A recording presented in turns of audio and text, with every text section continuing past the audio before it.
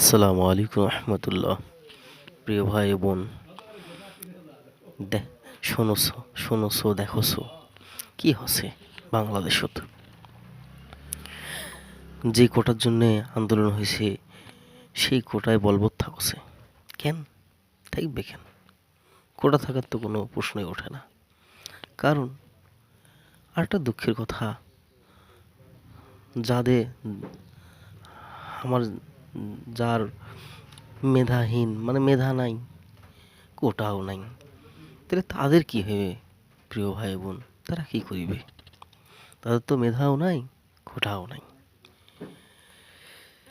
সেই ছোটবেলা থেকেই খায়া না খায়া পড়ালেখা করছে, টাকার অভাবে ভালো কলেজে ভালো স্কুলে পরিবারে নাই, প্রাইভেট সায়েন্সে পড়ছে, ভালো করে প্রাইভেট পরিবারে নাই, টানে টুনি পাশ করছে।